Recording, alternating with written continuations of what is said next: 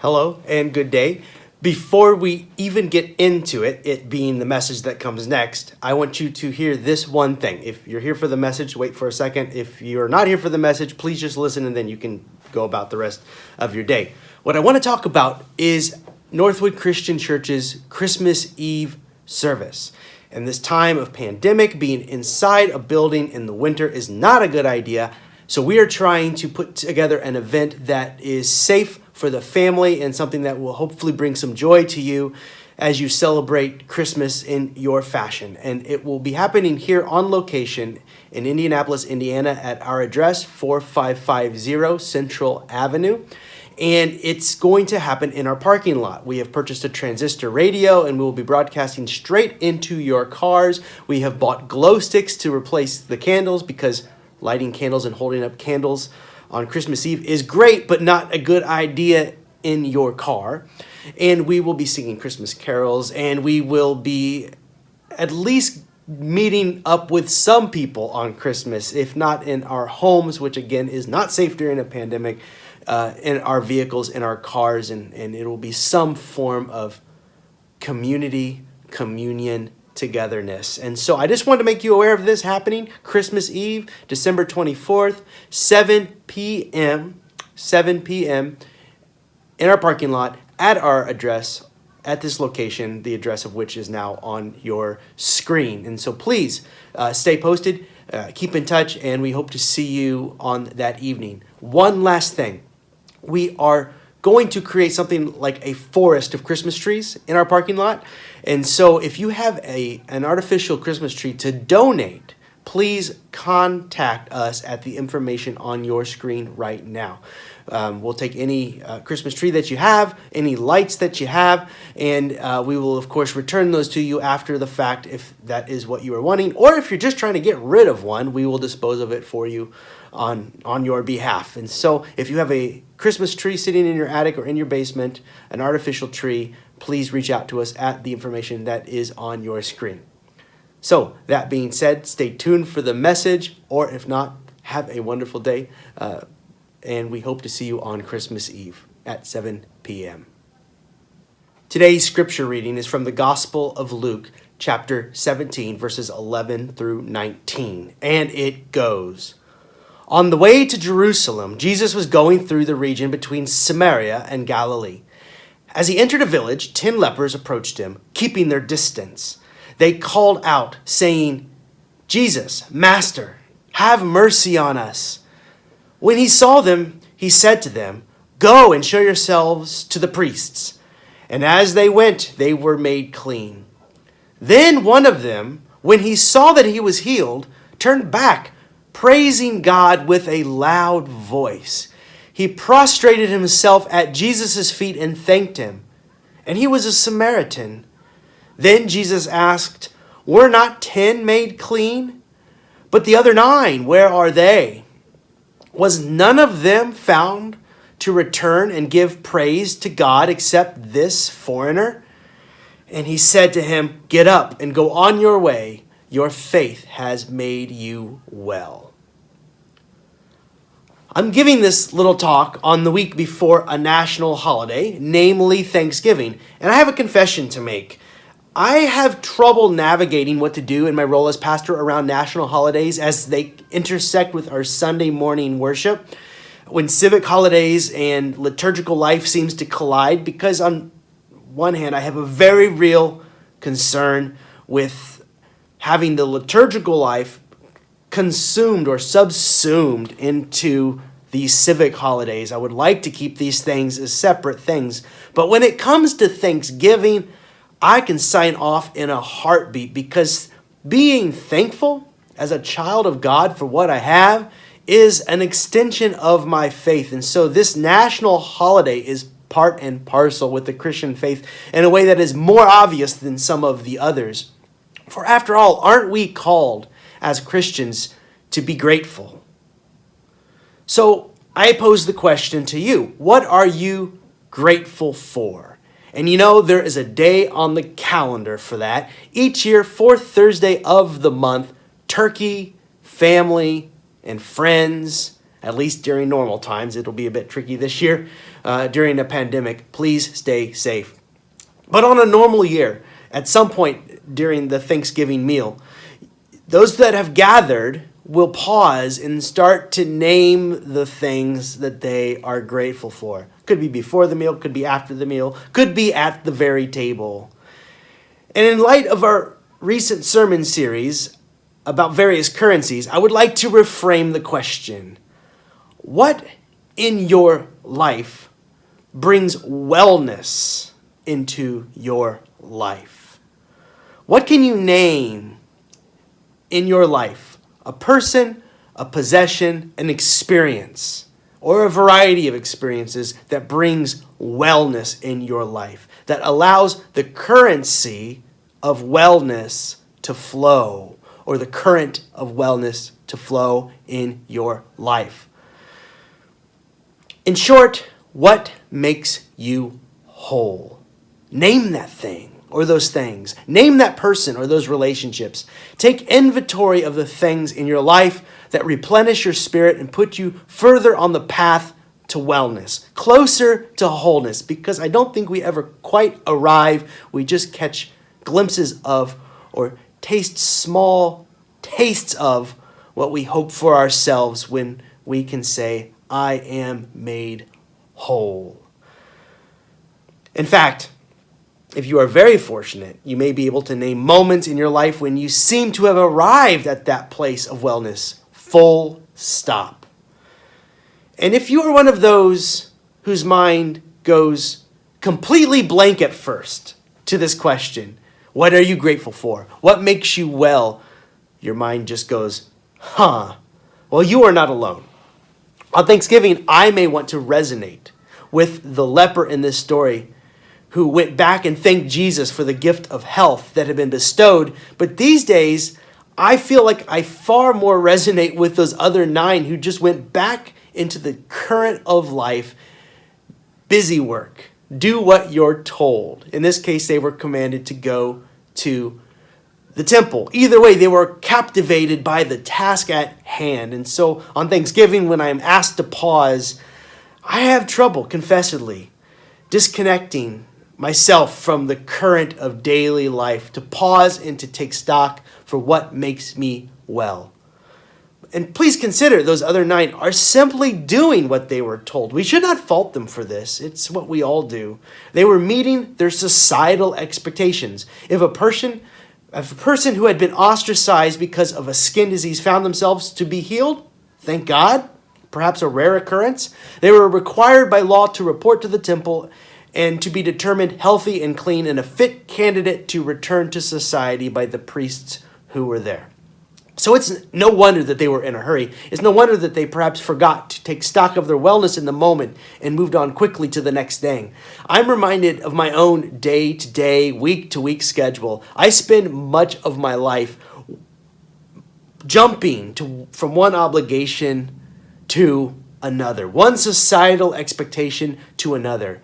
Go to work, file your taxes, pay your bills, mow your lawn, clean the gutters, prepare for Christmas, write the newsletter. I could go on and on.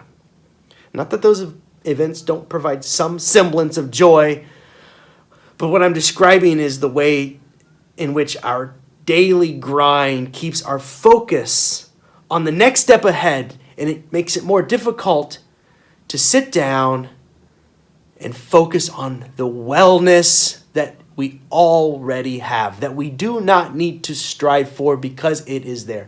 And I'm sure you could put together your own list, your own description of your daily grind, your to-do list, your next step ahead. I'm sure you could. So replace, go and show yourself to the priest with whatever is on your to-do list. And when I did this, I found that there is no time between now and the task set aside in the next moment. I don't have on my to-do list a task which reads, set aside some time to take stock of the blessings and the pockets of wellness in your life. So, in short, Thanksgiving. So I am challenging us here in this moment to put Thanksgiving on your agenda, to take a time to pause. You can think of Thanksgiving as one of the closest things that our culture has to a collective Sabbath. Sabbath was meant to be a day of rest for all persons, not just churchy people, but for the entire culture. And I think that Thanksgiving is perhaps one of the closest things that we have in our culture to a Sabbath, a collective pause.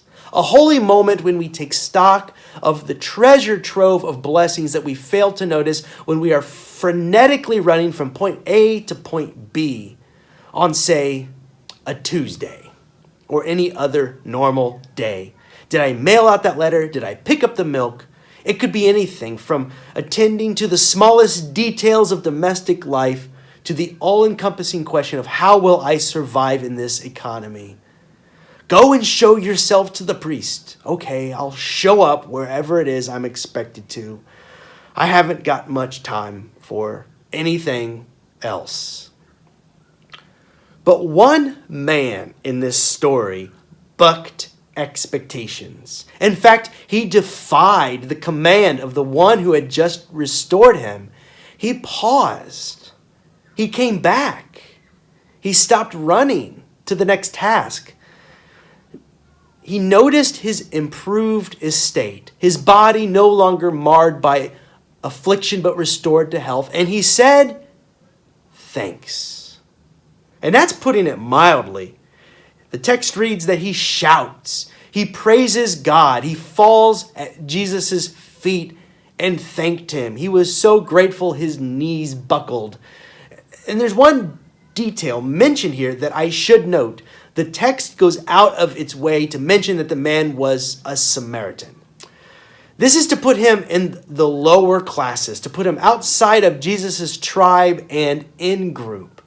No doubt his life has been made hard by this lower status. Perhaps this is why he does not fail to notice the blessing as basic as good health. He might not have a penny to his name, but he has his health. And as I've been saying, I am surely more like the 9 who returned to normal life without so much as a thank you. Perhaps even shouted on the go. I might not even had time to say thank you as I'm running in the opposite direction to the next task at hand. When I am stressed, sometimes a wise person will try to convince me to sit still and to notice the blessing and the currency of wellness that surrounds me. And confessedly, sometimes this is the last thing I want to hear when I am hyper-focused on the task at hand. When I am cleaning up the mess my children have made on the floor, the last thing I want to be told in that moment is that I should count my children as a blessing, even if I know intuitively that that is true. When I'm having the oil changed in my car and I'm upset about how much it costs or about some new information the mechanic tells me about something relating to my car that I should look into, I don't want to be reminded of the many persons who do not have a vehicle of their own to drive. When I am annoyed at having to winterize my house, clean the gutters, or whatever, I am not in the right frame of mind to be reminded that I should be grateful, deeply grateful in a way that sobers the mind. When I remind myself that I am in that privileged class of persons that can call themselves a homeowner. I don't want to be told that when I am cleaning the gutter. When I am bored with the leftovers that I am eating, even on Thanksgiving or the days after, I don't want to be reminded of the many who do not have enough to eat. Perhaps that's why we never pause to take stock of our wellness. But we must. You see how it goes. You could come up with your own litany of things you don't have the time or patience to be thankful for. The man in this story made the time. He put down the task at hand. He refused to be rushed onto the next obligation. He paused, It was a moment of Sabbath rest that found him there, a time to simply say, thank you. We teach our children to say thank you, and it seems flippant or mundane. But when we are truly grateful, when we say thank you, it is profound. It anchors you in your own reality and calls your attention to the things for which you have to be thankful for, the things that you miss when you do not take stock of your currency of wellness. So let us do a wellness inventory. This could be a very brief moment of wellness inventory, taking stock of what we have, and by we, I mean Northwood Christian Church specifically, but you can do your own in your own time. What do we have? We have, first, each other. I have you and you have me. I can call you when something is wrong and you can call me. We have each other. We are filthy, stinking rich here at Northwood just because we have each other. But we have more. We have a building, a roof that doesn't leak. Knock on wood. A roof that doesn't leak. We have that and more besides. We have these magical devices that allow us to stay connected, like cell phones and computers, albeit connected imperfectly, but still connected during a time of pandemic. Let us say together that we are probably members of that historically rare group that in this time, even in a pandemic perhaps, we have all that we need. Where you sit now, do you not have at least enough? The future's problems? Well, there are many scripture passages about the future's problems, and the gist is, don't worry about the future that you cannot predict. Take stock of the wellness that you have. Or as Jesus says, consider the lilies of the field or the birds that have what they need. Worry about tomorrow's problems tomorrow. Let those problems take care of themselves when they arrive. Paraphrasing here.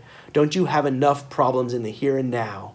And when you focus on the here and now, you notice that you have, in the moment, usually on a good day or most days, all that you need. So we'll face those moments after this moment of thanksgiving, of gratitude, a time to acknowledge our currency of wellness. Eventually, the one healed man who returned would have to keep his appointment at the temple probably, if they let him in. He was a Samaritan after all, so maybe that's why he wasn't too keen to go there. But he will get to the daily grind eventually. But first things first. And today, it's gratitude. In what ways are you well? Name them. And if you are aware of persons who are not well in those ways, share the treasure that you have. Here is where we get to the place where we talk about how the currency of wellness must flow. Take stock of what you have and then notice those who don't. And then share your wellness, of which you are very grateful, with others. Let your abundance overflow. If it is food, share food. If it is joy, share joy. If it is fortitude, hug someone who is falling apart. If it is as simple as health, go for a walk and thank God for your steady stride. But notice it. Pause and notice it. Take stock of the currency of wellness that flows inside of you. Let the very thought of it be a blessing. Or in the words of the doxology, praise God from whom all blessings flow. It's right there in our liturgical life named, this currency of wellness. So, what about, life? All of it. Take stock of that. True, the noise outside is very loud. Politics, economic strain, divisions, violence, the morning commute, it could be as mundane as that. The paperwork you've yet to file, or the trash you've yet to take out. Listen, you can run from task to task, dash off to the next thing. But if you never pause and look around you at what you have, even if it's as simple as noticing the chair you are sitting on and becoming hyper aware of that, you will never notice the treasures, the blessings, the humble, precious things in your life. This is thanksgiving at its root, at its core, at its genesis. Sabbath, in fact. Sabbath is all about pausing to notice these things. This Thanksgiving, make it your Sabbath. Thanksgiving is about pausing to see our life for what it's worth, to take stock of what you have, to let the ways in which you are well and whole bless you for Pete's sake. How many times have I failed to taste the goodness that is right under my nose, to appreciate the wellness that I possess because I never pause? Join in the joy of the one man of the 10 who paused for a moment to give thanks. I'm sure he went off and got very busy later, but in that moment, he paused. He laid down at the feet of Jesus in gratitude, and he gave thanks. Gratitude is about noticing what's there and saying to God and all creation, thanks. You really shouldn't have, but thanks. Thank you. I will not take any good thing in this life for granted. For the 1,000th time, thank you. Thank you. Then, of course, we'll be getting on with living. Christmas is around the corner, and we will be shopping and all of those things. And when the pandemic cools down, we will be getting back to a whole lot more building and community building, hopefully, but with a greater appreciation because we've paused to take stock of our wellness. When all is said and done, he said to him, get up and go on your way. Your faith has made you well. Your faith has made you well. Notice it, rejoice in it, and say, thank you, thank you, thank you.